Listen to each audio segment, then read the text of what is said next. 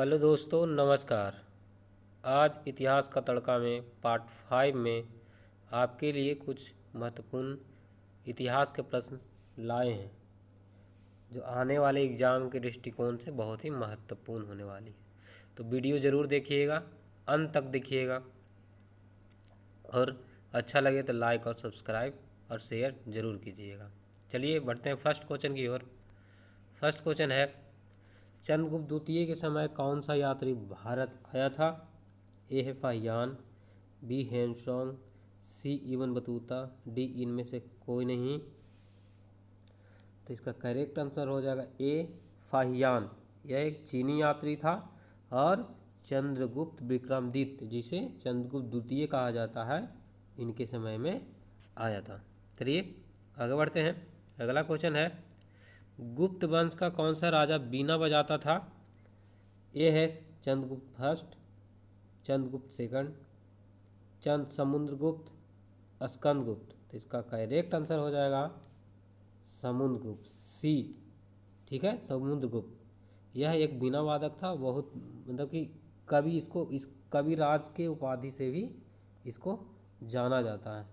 ठीक है, समुद्रगुप्त को। चलिए अगला क्वेश्चन है, कनिष्क के दरबार में कौन विद्वान थे? तो ये है ऑप्शन में वसुमित्र, अश्वघोष, पार्श्व, बी है नागार्जुन, चरक, माथर, सी है चरक, अश्वमित्र, अश्वघोष, और डी है उपरोक्त सभी। तो इसका करेक्ट आंसर हो जाएगा उपरोक्त सभी। कनिष्क के दरबार में अश्वघोष भी थे जो बौद्ध कवि थे,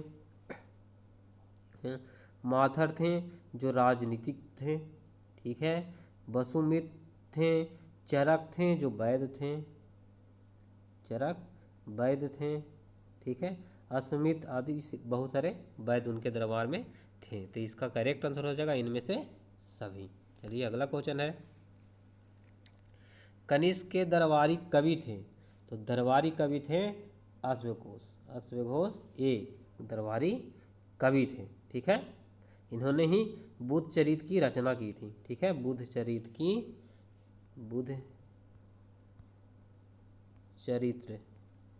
की रचना इन्होंने की थी। ठीक है, और अश्वघोष ही है जो थे चौथी बौद्ध संगीति का भी अध्यक्षता की थी।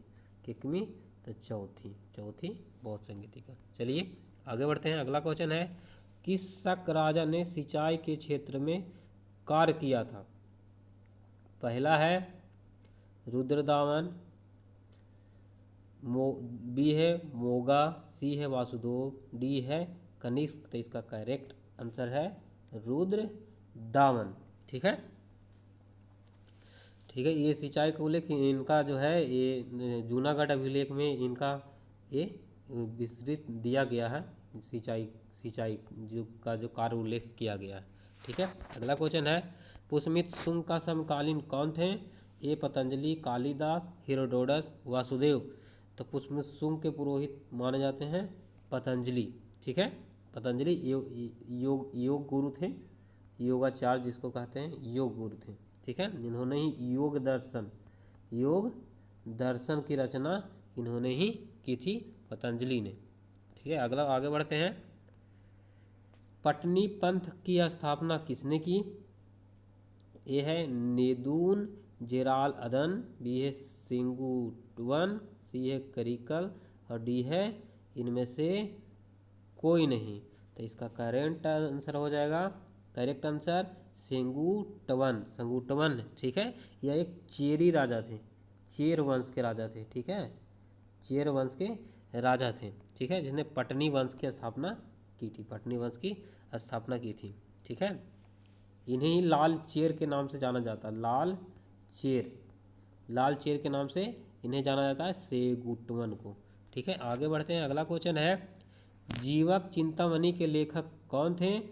ये है पेरिदवनार, सेठलाई सातनार, तिरुत्कर देव, इलानु अदिगल।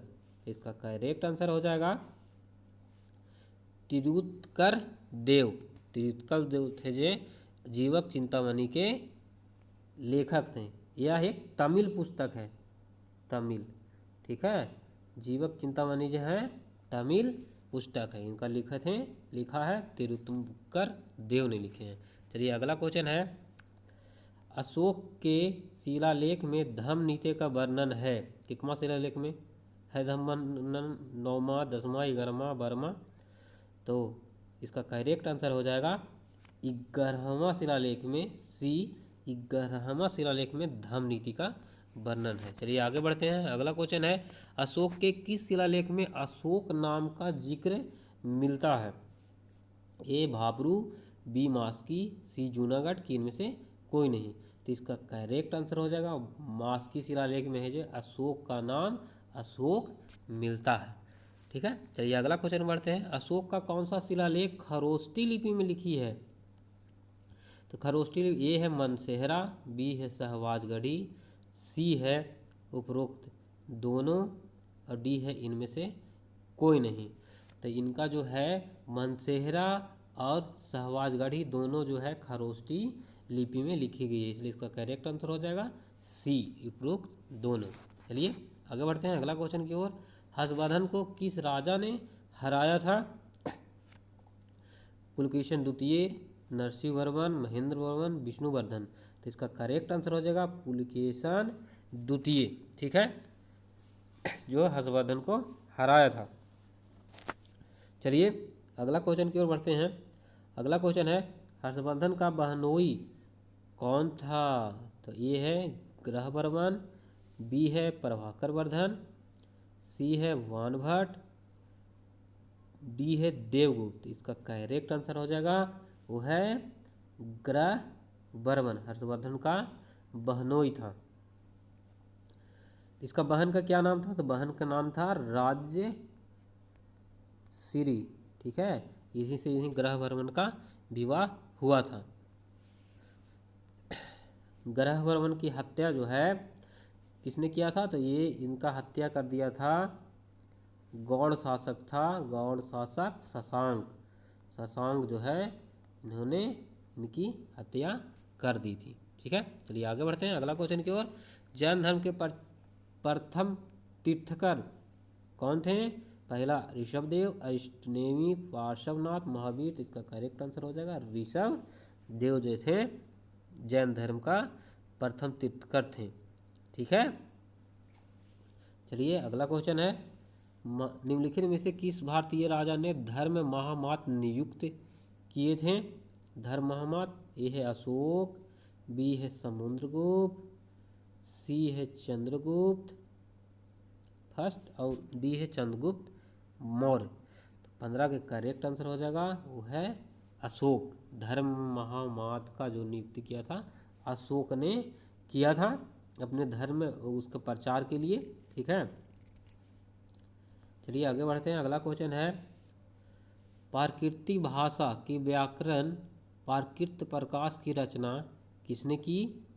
ए है पिंगल, बी है यास्क, सी है वररुचि, डी है शौनक? तो इसका करेक्ट आंसर हो जाएगा सी वररुचि जो है प्राकृतिक प्रकाश की रचना इसने की थी। चलिए आगे बढ़ते हैं। आगे क्वेश्चन है, किसके काल में चौथे बौद्ध संगीति हुई थी? ए है अशोक, बी है कालाशक, सी है अजातशत्रु, डी है कनिष्क? तो इसका करेक्ट आंसर हो जाएगा डी, कनिष्क के समय में हुआ था जो चौथी बौद्ध संगीति हुई थी 72 ईस्वी में हुई थी। ठीक है, इसकी अध्यक्षता किए थे वसुमित्र जो थे ये थे अध्यक्ष। ठीक है, और उपाध्यक्ष थे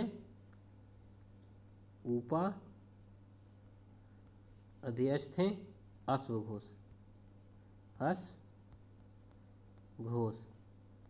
ठीक है, ये हुआ था कहाँ? तो ये हुआ था कश्मीर के कुंडल वन में हुआ था, कुंडल वन में हुआ था। ठीक है, चलिए आगे बढ़ते हैं। अगला क्वेश्चन है, कौन सा पिटक नैतिक आचार संहिता के बारे में बताता है? यह है अभिधम पिटक, विनय पिटक, सुत पिटक? तो इसका करेक्ट आंसर हो जाएगा नैतिक आचार संहिता के बारे में जो बताता है वो है आपका विनय पिटक, जो है नैतिक आचार संहिता के बारे में बताता है। और इसमें मुख्यतः कानून था, ठीक है। इसमें भिक्षुओं के लिए संघ, भिक्षुओं भिक्षुणियों के लिए जो है इसमें नियम बने हुए थे, ठीक है। चलिए अगला क्वेश्चन है, अभिधम में कथा बतथु के बारे में किसने लिखा है? तो ये है अश्वघोष, महाकश्यप, मोगलीपुत्तिस कि इनमें से कोई नहीं। तो इसका करेक्ट आंसर हो जाएगा मोगलीपुत्र टिस जो है अभिधम में कथा बथु के बारे में लिखा है, ठीक है। ये मोगलीपुत्तिस कौन थे? तो ये बौद्ध धर्म के भिक्षु थे और विद्वान भिक्षु थे, ठीक है। ये जो है अशोक के गुरु ही इन्हें माना जाता है, अशोक के आध्यात्मिक गुरु, आध्यात्मिक गुरु ये थे, ठीक है। चलिए आगे बढ़ते हैं। अगला क्वेश्चन है, भारत के रुई अन्य रुइयों से अधिक सफ़ेद है, यह विचार किसका था? ये बहुत ही महत्वपूर्ण क्वेश्चन है। यह विचार किसका था? अलेक्जेंडर के, मेगास्थनीज के, हेरोडोटस को? इसका करेक्ट आंसर हो जाएगा मेगास्थनीज का, ठीक है। मेगास्थनीज कौन था? तो यह सेल्कस निकेटर के था। सेल्कस निकेटर ने इन्हें चंद्रगुप्त मौर्य के दरबार में भेजा था। इंडिका जो बहुत प्रसिद्ध पुस्तक है का लेखक इन्हीं को माना जाता है। चलिए दोस्तों आज के लिए बस इतना ही। बढ़िया लगे तो वीडियो को लाइक कीजिए, शेयर कीजिए और सब्सक्राइब कीजिए। धन्यवाद दोस्तों।